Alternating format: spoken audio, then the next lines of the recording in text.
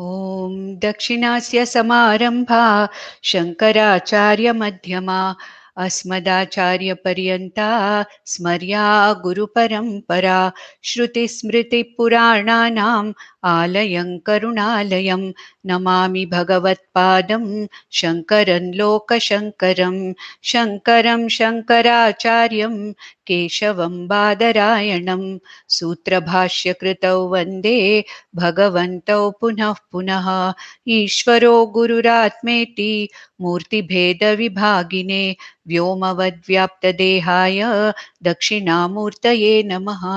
परिज्ञानाश्रम श्रीगुरुशङ्कर परिज्ञानाश्रम शङ्कर सद्गुरु केशव वामन कृष्ण पाण्डुरङ्ग आनन्द परिज्ञान गुरु सद्यो जात शङ्कर सद्गुरु गुरुर्ब्रह्मा गुरुर्विष्णु गुरुर्देवो महेश्वरः गुरुः साक्षात् परब्रह्म तस्मै श्रीगुरवे नमः। ॐ सहना भवतु सहनौ भुनक्तु सह वीर्यं करवावहै तेजस्विनावधीतमस्तु मा विद्विषावहै। ॐ शान्ति शान्ति शान्तिः।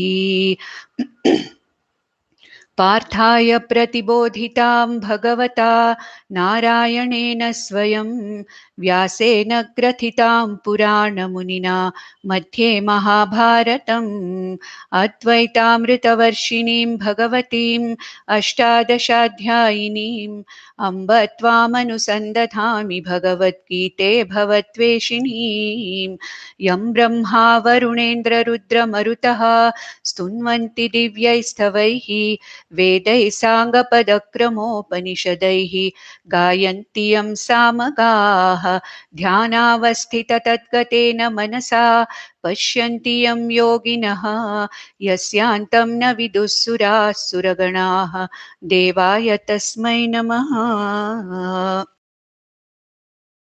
So now in the 9th chapter, Lord Krishna is explaining about how people can connect to Bhagavan, to Ishvara with bhakti.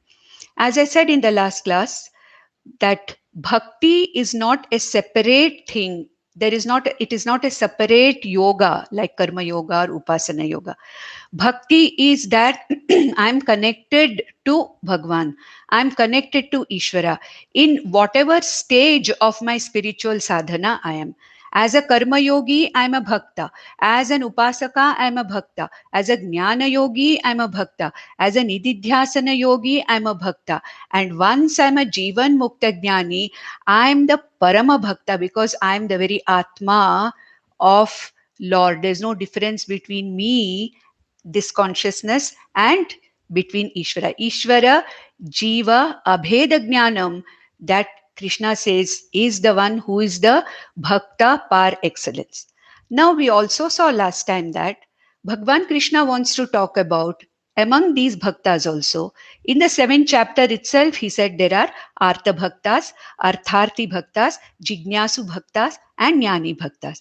And Artha Artharthi bhaktas are basically utilizing or using or bringing Ishvara into their lives only at the time of crisis when they are desperate or to get something, possible, positive, which they want. Whereas a Jignasu Bhakta is not really interested in achieving any goals using Ishvara as means. For him, he wants to know Ishvara for Ishvara's real nature. He wants, Jignasu Bhakta wants to know the very tattvam of Ishvara. Therefore, I said last time that Lord Krishna himself talks about Sakama Bhakti and Nishkama Bhakti. Now we have to understand one thing, that Bhakti is not of two types. Bhakti is connecting with Ishvara.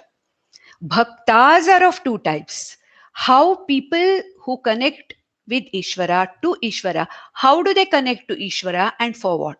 Now, what is actually Sakama Bhakti? What is the difference between a Sakama Bhakta and a Nishkama Bhakta?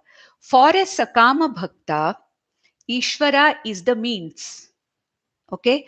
Dharma, Artha, Kama, Purusharthas are the end. That means Ishvara is used as a means to attain finite anitya goals of dharma, artha, kama. Because all the goals in the field of dharma, artha, kama, we know are finite goals. They are not infinite goals. Whereas who is a Nishkama Bhakta? A Nishkama Bhakta is a Bhakta for whom Ishvara is the very end itself. Ishvara is the very infinite and the final Nitya goal. Therefore, for a Nishkama Bhakta, he wants to have Ishvara as a means to attain Ishvara as the end. Okay, that means for a Sakama Bhakta, Artha Artharthi Bhaktas, Ishvara is only a means through which you submit your application for help, and Ishvara helps as a Artha Bhakta or as an Artharthi Bhakta. Whereas for a Jignasu Bhakta or for a Nishkama Bhakta, he is not interested in using Ishvara for getting a few of Anitya or a few of those finite goals which are anyway going to get lost one time or the other. And for him, Ishvara itself, Ishvara is genderless. Ishvara itself is the ultimate goal. The Jnanam or the Brahma Swarupam, Paraprakriti Swarupam of Ishvara itself is the ultimate goal of a Nishkama Bhakta. Now, one can ask a question. That means, is Nishkama Bhakta not having any desire or a kama? When you say Sakama, Nishkama, does it mean that a Nishkama Bhakta is connected to Ishvara for nothing? No. He also has a desire. He also has a kama. For what? Ultimately for attaining moksha. So his kama is not towards the finite ends. His desire for connecting to Ishvara is, as a karma yogi, he wants to attain chitta shuddhi. As an upasana yogi, he wants to attain chitta naishchalyam. As a jnana yogi, he wants to attain the adhikaritvam for this jnanam. And for all this, he uses Ishvara as a means. And ultimately, what is the goal of a Nishkama Bhakta? Ishvara itself is the very goal. Therefore, even though a Nishkama Bhakta also has a desire, it is for moksha prapti. It is a shubha asha. It is a shubha kama for attaining or for understanding the very swarupam of Ishvara. This is the difference between a Sakama Bhakta and Nishkama Bhakta. And for just for, like very sometimes, very loosely we say Sakama Bhakti and Nishkama Bhakti. It is an attitude with which the Bhakta connects to Ishvara. And in the previous verse, the verse which we ended last time, in the 21st verse, we saw all those people, the Sakama Bhaktas, who use Ishvara as a mere means to attain finite, definable goals in the form of dharma, artha, kama. What will happen at the most? They may attain some higher lokas. Tetam bhuktva swarga lokam vishalam. 21st verse we completed last time. Kshine punye martya lokam vishanti. All the punya that they have gained by connecting themselves to Ishvara in the form of Artha Bhaktas and Artharthi Bhaktas is a limited amount of punya. And this punya is used as a currency later on. And once the currency of punya is expended with, then Kshine Punye Martya Lokam Vishanti. Martya Lokam means what? This person has to come back to the Manushya Loka. Why? It is only in Manushya Loka that we have a free will, and we have the free will to decide upon our Purusharthas. Whether I want Dharmartha Purushartha or whether I want moksha purushartha. Whereas in all other realms of experiences called as the lokas, whether it's higher lokas or in the lower lokas, in the higher lokas, you are expending your punya. In the lower lokas, atala, vitala, sutala, till the patala lokas, we are expending only our papa. There's no question of our free will in deciding what is my purushartha here. So purushartha is meant only for a person in a human embodiment. Therefore, one has to come back here and go on going from loka to loka as a travel. Now in the 22nd verse, the most, the well-known verse which is often used by many people, what is it that a Nishkama Bhakta, how does he connect to Ishvara? That is what is being talked about here. And Bhagwan says, Ananyas Chintayanto Mam Ye Janah Paryupasate Tesham Nityabhiyuktanam Yogakshemam Vahamyaham. Yoga means apraptasya prapanam. That means what I don't have, I attain. That is called as yoga, getting something which I don't have. Shema means praptasya rakshanam. That means whatever I have acquired by yoga, I have to take care of it, look after it, and see that, it is well protected. So, Yoga Kshema. And what is our life? Our entire life is Yoga Kshema. Getting what we want, getting rid of what we don't want, protecting what we want, protecting what we already have. Our entire lifetimes are from the beginning, from birth to death, is nothing but Yoga Kshema. How much Yoga Kshema do we need? We don't know. Because if we are totally dependent upon dharma, artha, kama, purusharthas, our yoga kshema do not have any, we don't have any idea how much it is. We go on and on and on into the cycles of yoga kshema. Now, for a Nishkama Bhakta, when there is no interest or not a serious entanglement in the dharma, artha, and kama purusharthas, when this Nishkama Bhakta is all the time only wanting to get moksha and Ishvara Swarupam as his goal, and all the time Ananyas Chintayantoha Mam, all the time thinking about me, not as something separate from himself, all the time, contemplating upon me, not as something different from me, the contemplator. For such a person who connects to me, Ananya Rupataya, not as Ishvara is different, I am different. I should use Ishvara as as a means to attain finite goals. No, not that way. I want to contemplate upon Ishvara as it has been told, as it has been revealed in the Vedas, and I want to see myself as Ananya. This is also called as Ananya Bhakti. I want to see myself, I want to understand that I am not different from Ishvara.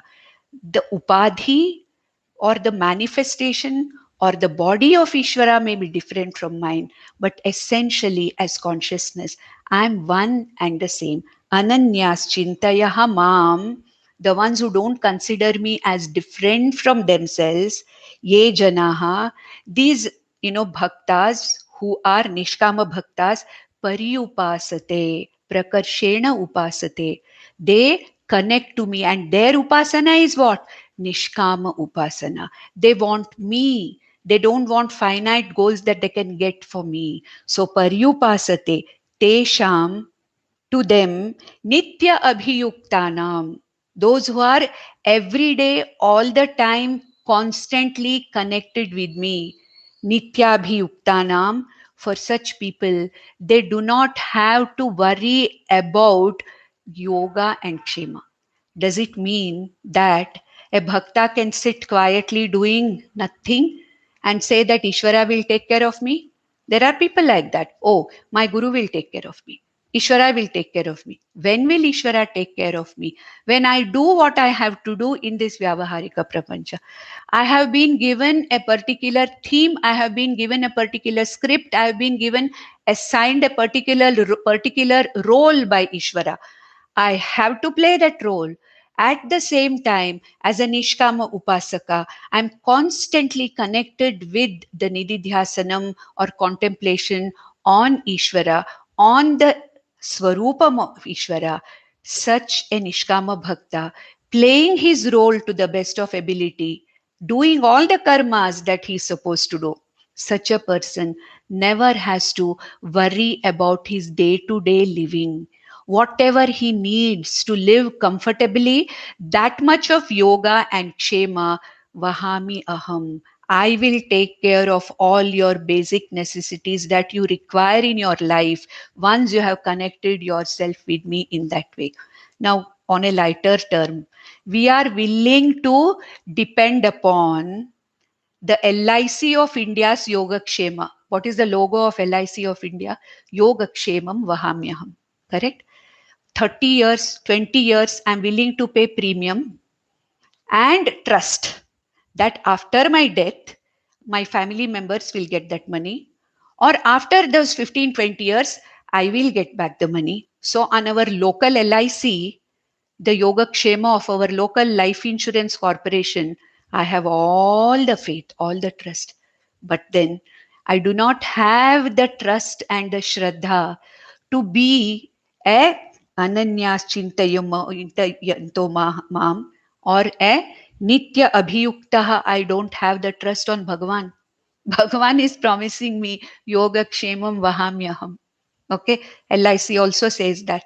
But I would rather trust Ishvara to take care of my basic requirements so that my daily living is not a struggle that I don't have any time for Ishvara Upasana.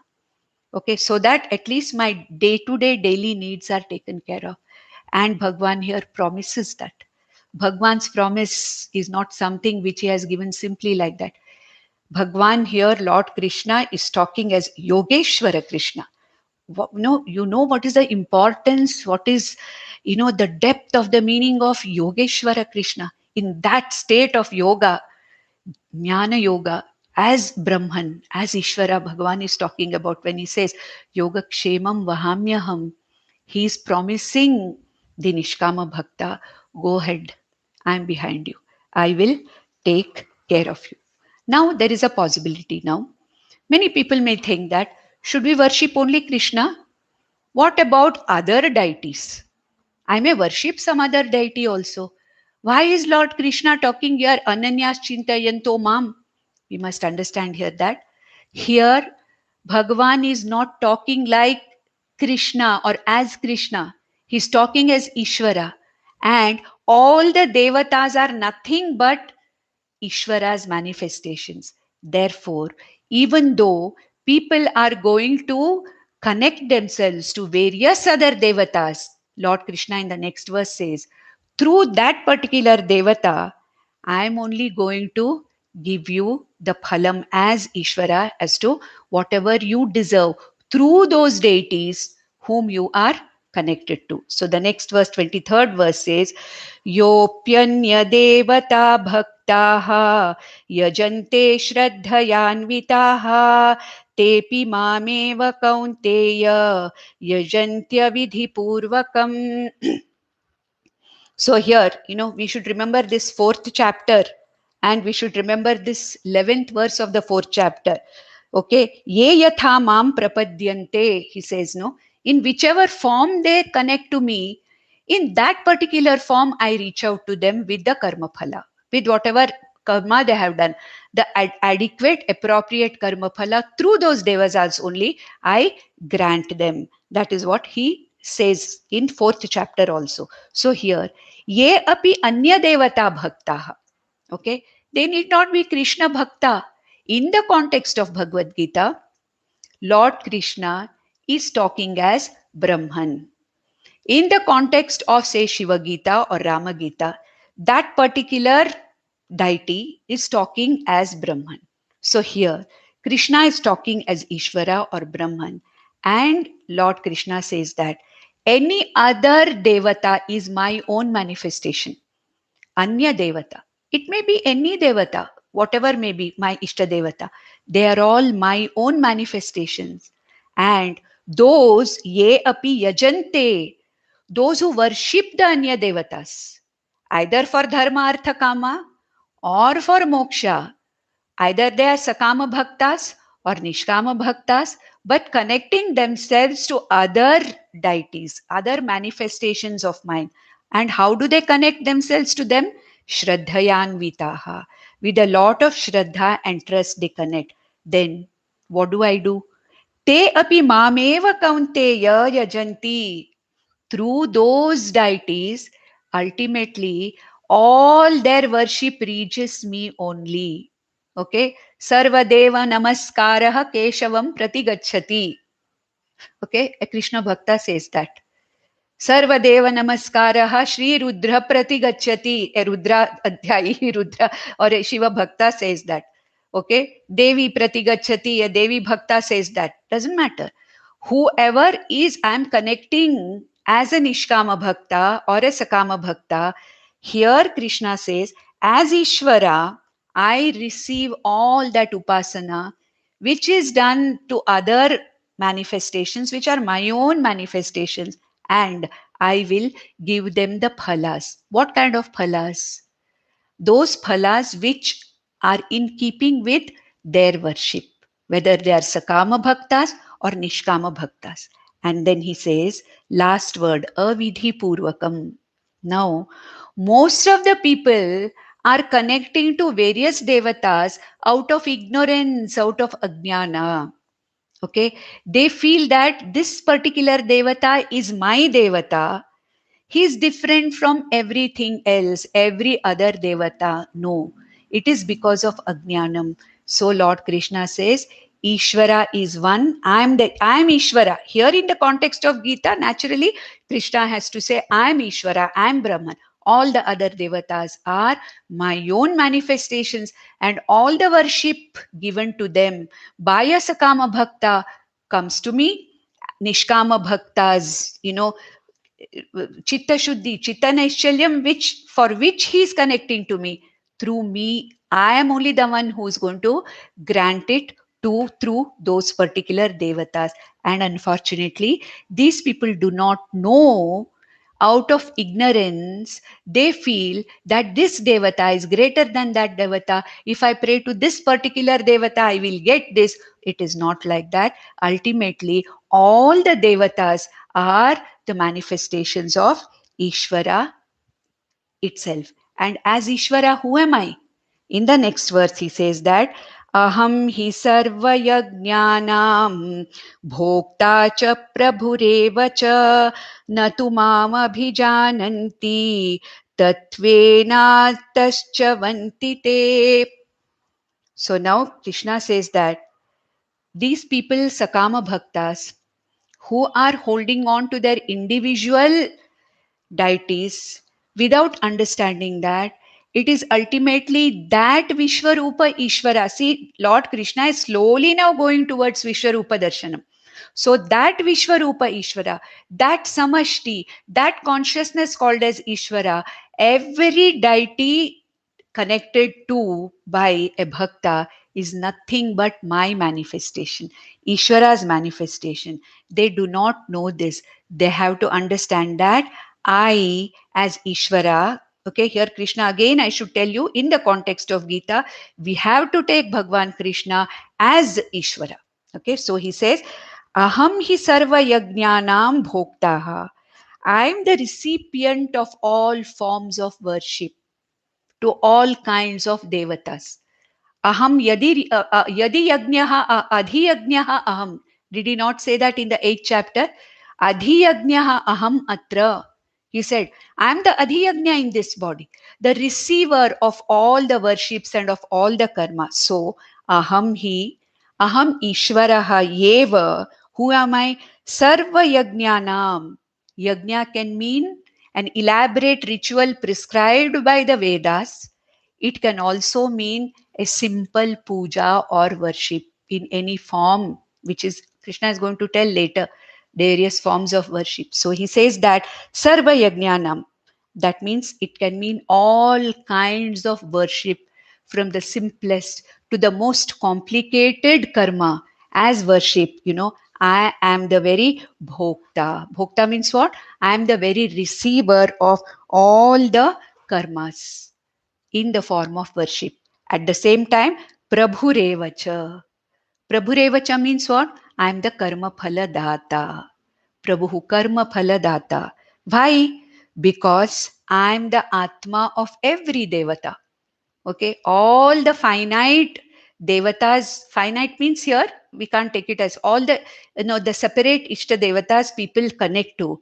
Ultimately, I am the Atma of all the devatas. Therefore, all the karmas, all the worship offered to all the devatas, ultimately I am the adhiyagnaha, sarva yagnyanam bhokta aham prabhurevacha.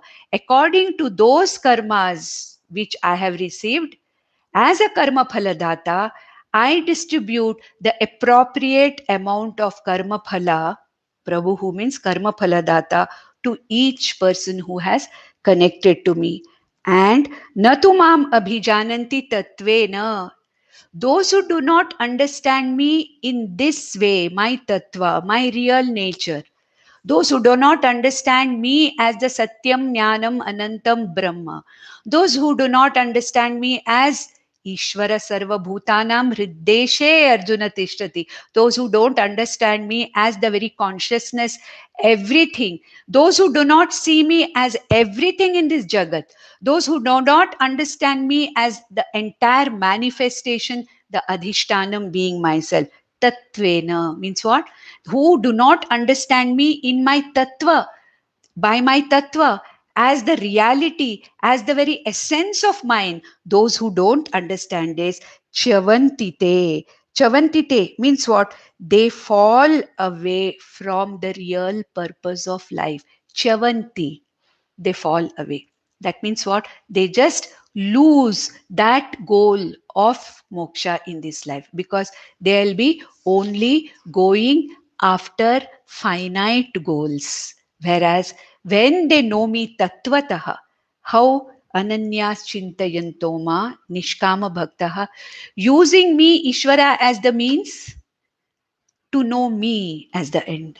I am both the means and the end for an Nishkama Bhakta. Such a person never falls.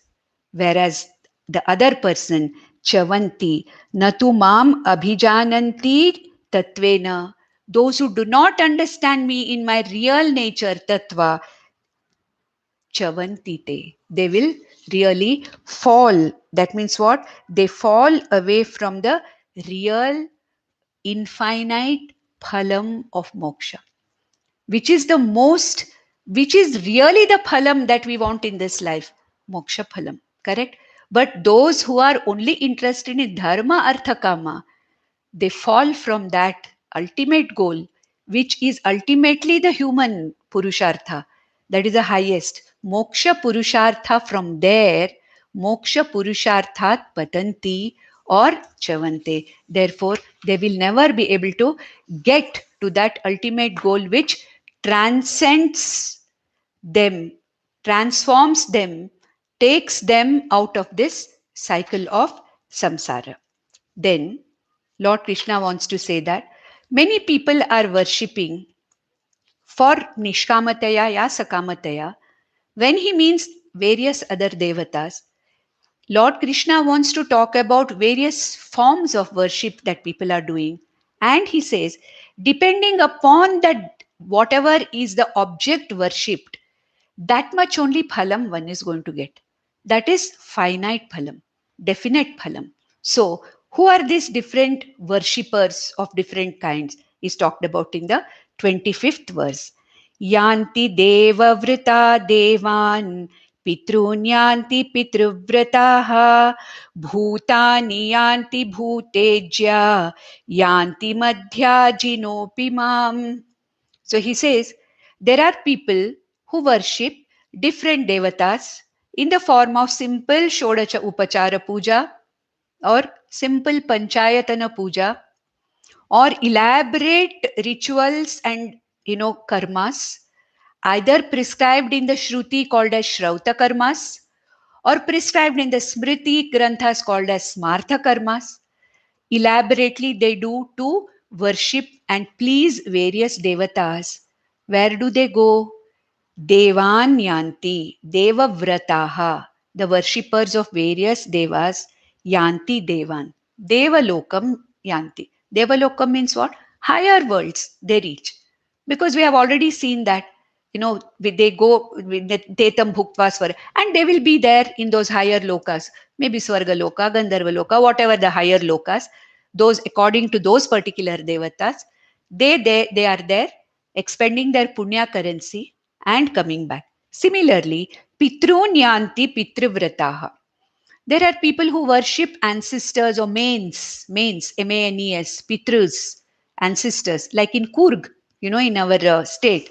In Kurg, they don't believe in any other Devata puja. They believe only in the puja worship of ancestors, manes.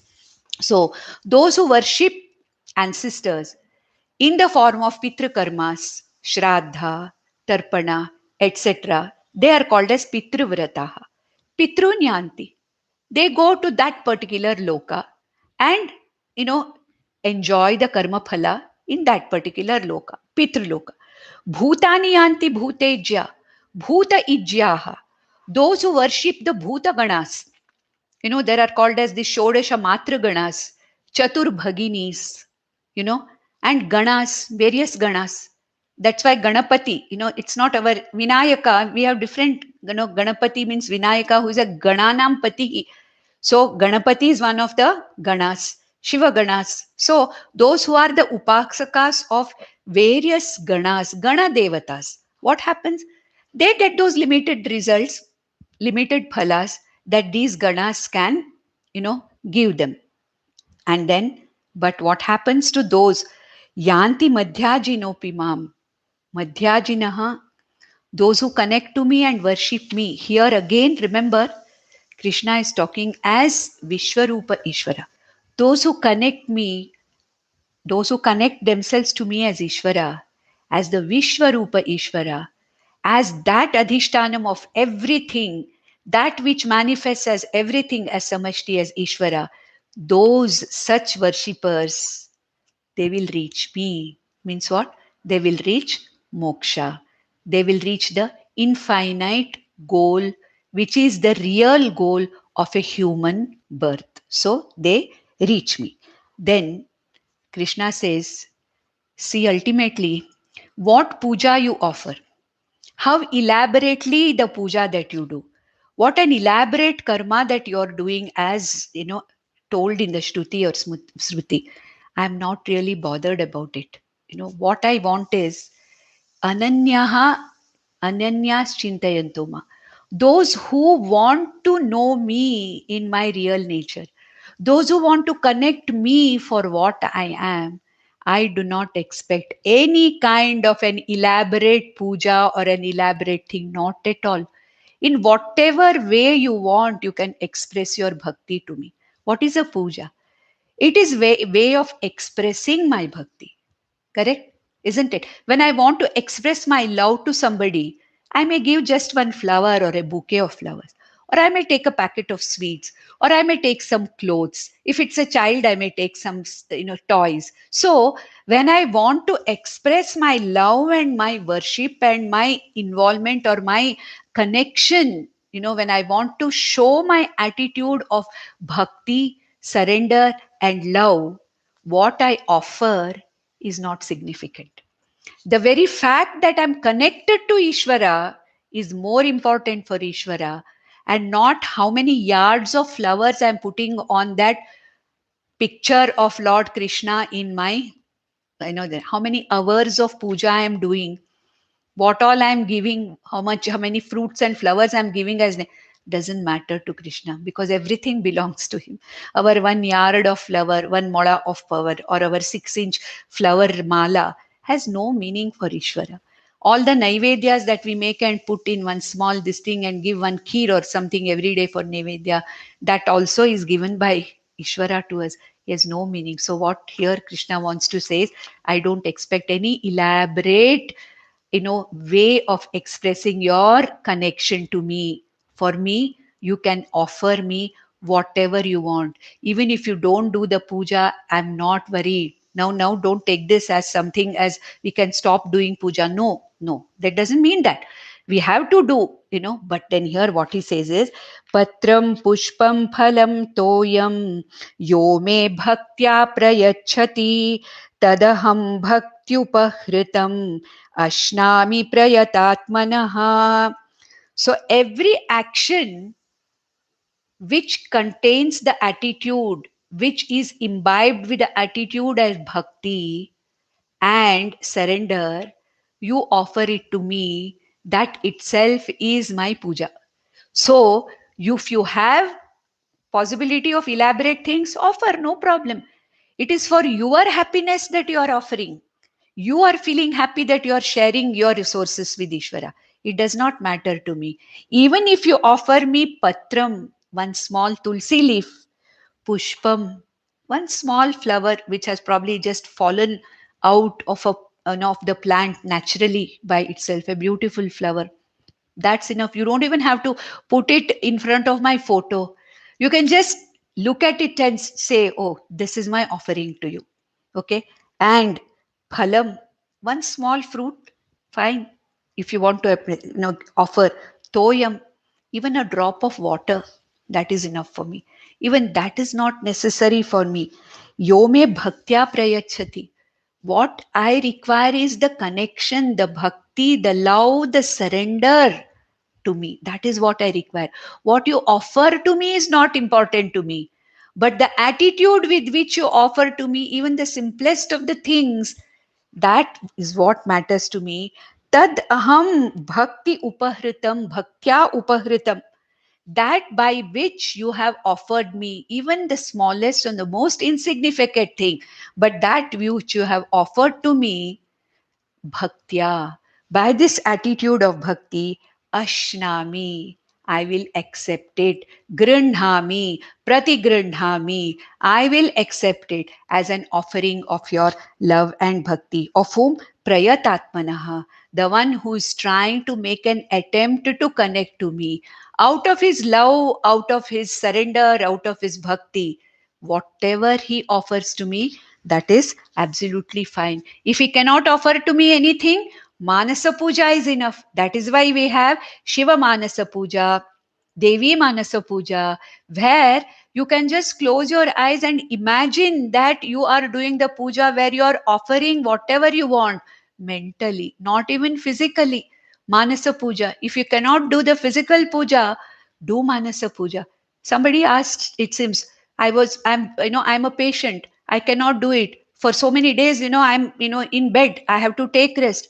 I was up doing regular puja. What should I do? Manasa Puja is there. Such beautiful, shlokas, such beautiful, stotras are written for Shiva Manasa Puja, for all Manasa Puja. One can do Manasa Puja. It is not necessary to do a physical puja. That is not necessary. That is what he says. Aham ashnami, grandhami, pratigrandhami. I will accept it with all the love that you give me. Like Krishna accepted, what is that? He takes that very simple thing offered by Sudama, isn't it? And one rice grain, cooked rice grain, which is offered by Draupadi as a leftover, Krishna is happy with that. So what is offered is not important. What is the attitude with which I connect to the Lord? That is more important. Now he says, in spite of this, if you are not able to do your puja, even Manasa Puja, you can do one more thing. What is that? Yat karoshi yadashnasi, yajjuhoshi dadasi yat, tat yat tapasyasi kaunteya, tat kurushva madarpanam. Okay, you don't have to do anything elaborate. Yat karoshi, whatever action you are doing, a worldly activity or a spiritual Vaidika activity in the form of a Shrauta karma or a Smarta karma. I already told you, a karma described in the Shruti Vedas is called as Shrauta karma. A karma which is described in the Smriti Granthas is called as the Smarta karma. Whether you are doing a worldly action, whether you are doing a Vaidika action, whatever you are doing, even the role that you are playing in this Vyavaharika Prapancha, whatever role you have to play, offer that to me. Now, what is the meaning of this karma yoga? Therefore, a karma yogi has to be a bhakta. Otherwise, how can he offer his actions? That's what now we are coming back to the karma yogi here. Yat karoshi tat kuru madarpanam. Yad ashnasi tat kuru madarpanam. Whatever you are eating, whatever you are getting, whatever is offered to you, whatever is coming to you, mentally offer it to me as Ishvara Prasada, and I'm offering it to you, all karma that I'm doing. Everything that comes to me, what I'm eating is what you have given me. Yad Juhoshi, whatever kind of prayer, whatever kind of worship you're doing, may you offer that to me. It doesn't matter what kind of a worship it is. Yat tapasyasi, any discipline that you are following, tapas, any discipline in as a mumukshu, in the form of a karma or upasana yoga or ashtanga yoga, whatever discipline, shama, dama, uparama, titiksha, shraddha, whatever you're doing, any kind of a discipline or tapas you're following as a mumukshu, offer it to me. He Kaunteya, tat kurushva madarpanam. So offer everything that you're doing. And yad dadasi, whatever you're doing as danam, okay, when you're doing a danam, when you're offering something as a charity or danam, you don't need to feel very high above. Look, I am giving you something. I am giving you money. Hiranya danam, vitta danam, vidya danam, anna danam, kshetra danam, anything, any dana that you are giving to anybody. May you not feel that feeling of, ahankara. Think that whatever danam you are giving to a brahmana, whatever danam you are giving to a deserving person, think that you are offering it to me. Let all your charity and offerings be offered to me. Then how will you offer it to me? Not with an attitude of ahankara. You don't look down upon somebody, correct? You offer it with a feeling of worshipfulness, that this somebody is receiving from me. I'm grateful to the person who receives. Imagine I want to give and nobody wants to receive. Where am I?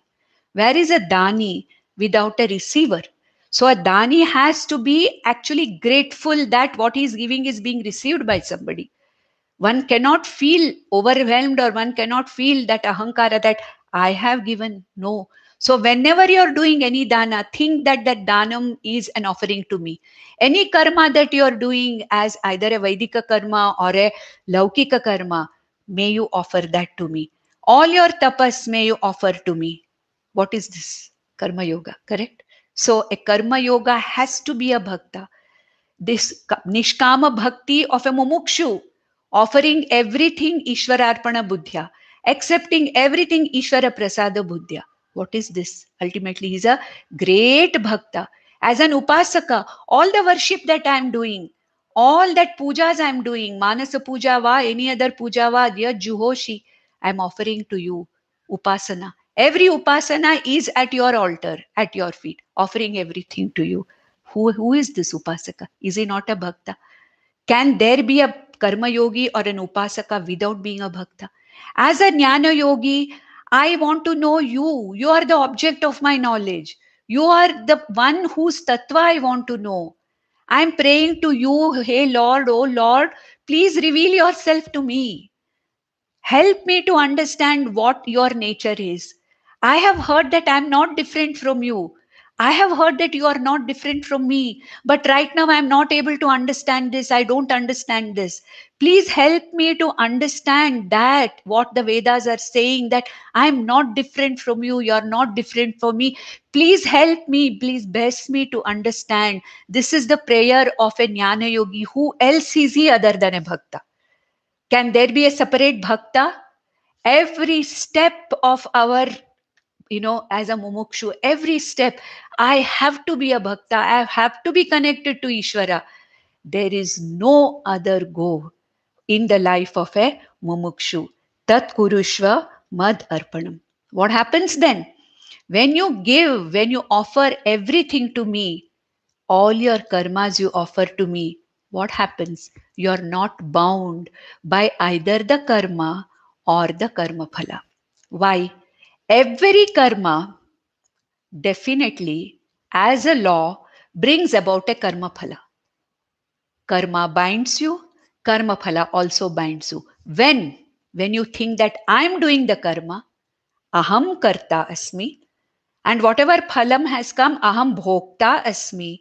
If that kind of an attitude is there, You're constantly coming back again and again as a karta and bhokta. But when you offer your karmas, your upasana, and your effort for jnana to me, then what happens? That karma gives you the phala of nityatvam. That gives you the phala of not the finite phala, but the infinite phala of moksha you will get. That's what he's saying in the 28th verse. Shubha shubha phalairevam mokshase karma bandhanaihi sannyasa yoga yuktatma vimukto mamupaishyasi. You are vimukta. By living now and here, you are a sadhyo mukta, a jivan mukta. And once this body falls off, you are a videha mukta. You'll never come back again. Why? Because you have offered your actions to me. The shubha ashubha phalas, shubha ashubha phalaihi evam karma bandhanaihi mokshase. The karma itself with its karma phalas can bind you. But when you do it as mad arpanam, what happens? You are free from the karma, you are free from the karma phala. And you, this bhakta, is who? You are the true sannyasi. Sannyasa yoga yuktatma. Here, sannyasa means karma yoga.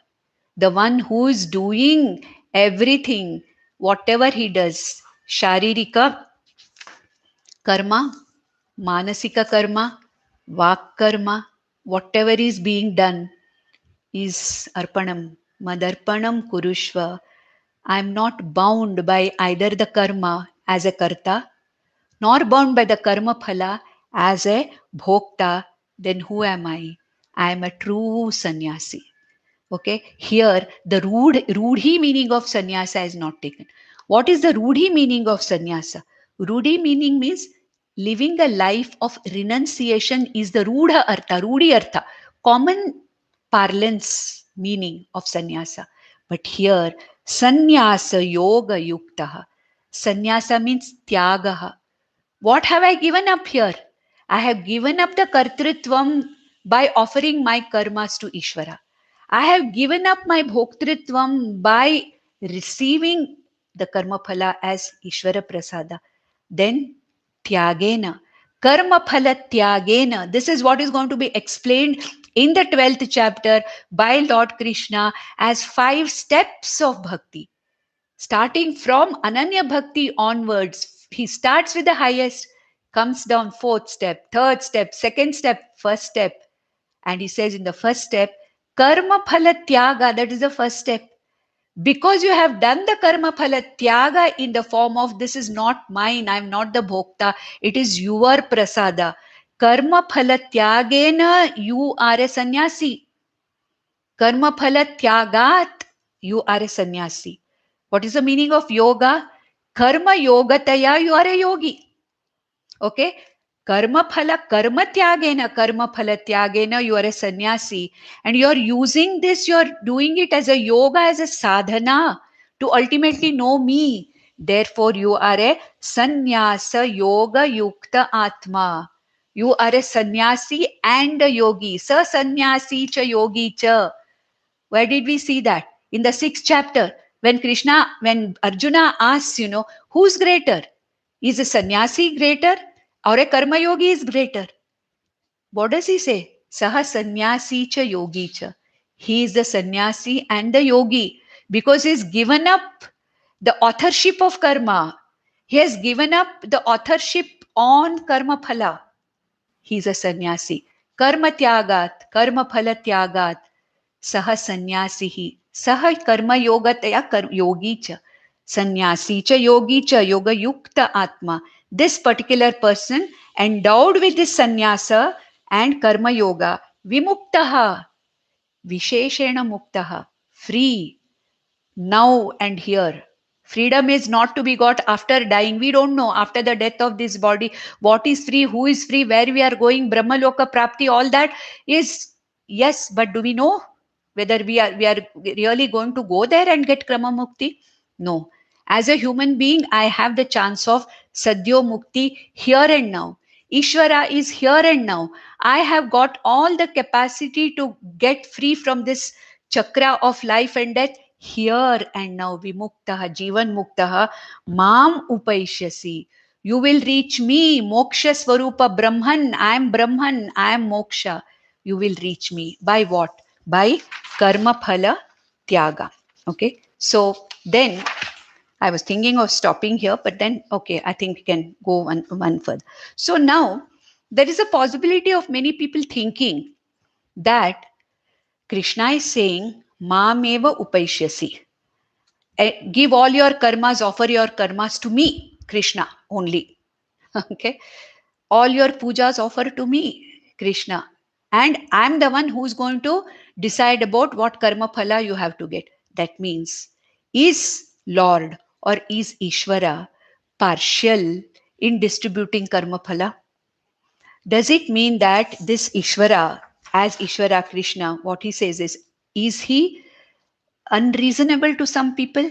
Reasonable to some people? Is there any Vaishamya in Ishvara's attitude towards other?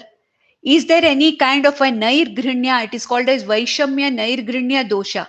That means a kind of, giving importance to some bhaktas and being unreasonable to some bhaktas. Is Ishvara like that? No, it is not. I'm not like that. So then that means I as Bhagwan, I as Ishvara have no ragadvesha. No ragadvesha towards anything. Therefore, in the next verse, he says, Samoham sarva bhuteshu na me dveshyosti na priyaha ye bhajanti tumam bhaktya mayite teshu chapyaham. I don't have any ragadvesha towards any offering. Okay. I don't have any kind of a ragadvesha towards somebody who offers me a golden necklace, or somebody who puts a lakh of rupees in the hundi, or somebody who makes me a partner in the business. I don't have any kind of a raga towards such person. I do not have any dvesha towards a bhakta who has nothing to offer me except his bhakti, like Sudama. Okay. So I have no such ragadveshas. Anybody who connects to me with bhakti, that only matters to him. Samoham sarva bhuteshu. I am the same. I am ragadvesha rahitaha. What they get from me is what they deserve. They ask by their own karmas, by their own karma phala. I am a mere karma phala data, a mere distributor of karma phala appropriately where it should go. I have nothing to do. I don't have any will personally in giving this to you, in giving this to him. No. Samoham sarva bhuteshu. I have no raga dvesha. I am udasina. Means what? I don't have any kind of preference. I don't have any raga dvesha. Samoham sarva name dveshyosti na priyaha. Krishna said that a jnani bhakta is sachame priyaha. Why did he say that in the 7th chapter? Because jnani mama atma eva, he said. Because the jnani has understood me to be his own atma. I don't have any kind of a biases towards anyone. Therefore, samoham, I'm equal. Sarva bhuteshu. In all the bhutas, I exist as that consciousness. I'm the adhiyagnyam in every body, mind, sense complex. I have no ragadveshas towards the karmas done by people or karma phalas accrued by them. I have absolutely no preferences. I have no entanglement with the jiva's karmas or karma phala. That is why Krishna said, Matsthani sarva bhutani. In the next verse, 5th verse itself, he said, Nacha matsthani bhutani asangaha aham. Asangaha. I am not afflicted, I am not tainted by the jiva's karmas and their karma phalas, though they are in me. It is as though they are in me, but really speaking, I am asangaha, like space. That example also was given. Yatha akashe, vayu stitaha akashe.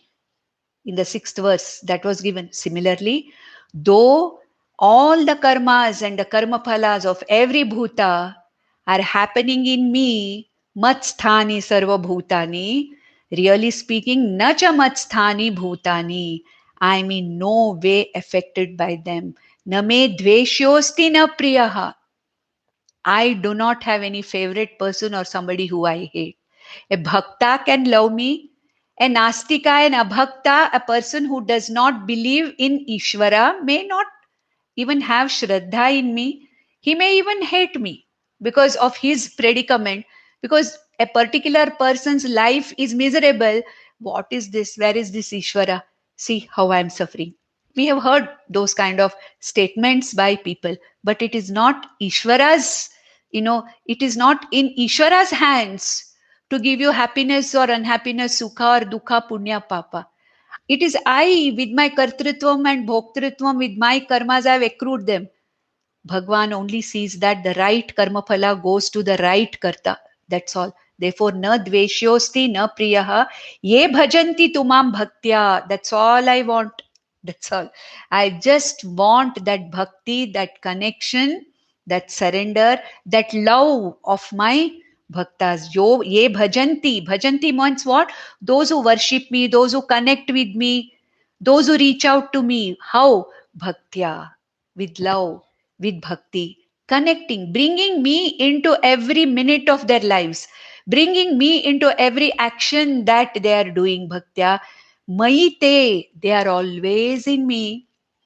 Teshu cha api aham. They'll always find me with them. I am the unseen hand behind every bhakta. I am the unseen principle which takes care of the yoga kshemam of every bhakta who connects to me. In spite of all the punya karma phalas or papa karma phalas, ultimately, I am that unseen hand because of his bhakti alone. I am the one who supports him and I am the one who guides that particular bhakta on this path of sadhana in reaching me. So they are always with me, I am always with them. But I am not at any time tainted or I'm not anytime influenced, afflicted by them. But I am as a Sakshi, I'm all the time there. When you connect to me, you get benefited by me. I'm not, I'm not benefited by your connecting to me, nor am I losing anything by your not connecting to me. You will benefit by connecting with me with bhakti. I'm with you. I'm also with you even if you don't connect, but the connection has to be established by you. I'm always connected. Everything in this jagat is maya tatam idam sarvam. I'm connected with everything in this jagat. But you have to reciprocate it and you connect with me, then the circuit is complete. If you don't connect with me, a one-way connection only mine, I can't help it. I am that Maya Tatam Idam. I am that Adhishtanam. I am that consciousness. I am that Jagat. Everything that is there is me. I have no other go but than to be connected with everything. But you have a choice to connect with me or not to connect with me. You want to be a bhakta, it is your choice. You want to be an artha bhakta, artharthi bhakta, your choice. Jignasu bhakta, jnani bhakta, your choice. You want to be a karma yogi? Your choice. Ultimately, what? Moksha purushartha. Moksha, therefore, is a human pursuit. What is the meaning of pursuit? You can pursue it or you need not pursue it. So, if you want to pursue moksha as your ultimate goal, I am there. Bhaktya ye bhajanti mam mai te. They are always with me, and teshu cha api aham. They will never lose their connection with me. So I think in the next session, we'll be completing the 9th chapter. And incidentally, next session happens to be the 50th session. And we'll be completing the 50% of Bhagavad Gita. 9th chapter is exactly the middle one. And by completing the 9th chapter, we are completing 50% of Bhagavad Gita in 50 sessions. So hopefully in the next 50 sessions, we should be able to complete the rest, the second half of Bhagavad Gita with the blessings of our Guru Parampara. So we'll stop with this. Nandantu sadhaka sarve vinashyantu vidushakaha अवस्था शाम्भवी मेस्तु प्रसन्नोऽस्तु गुरुः सदा। सर्वे भवन्तु सुखिनः, सर्वे सन्तु निरामयाः, सर्वे भद्राणि पश्यन्तु, मा कश्चित् दुःखमाप्नुयात्। ॐ शान्ति शान्ति शान्तिः। ॐ नमो भगवते वासुदेवाय।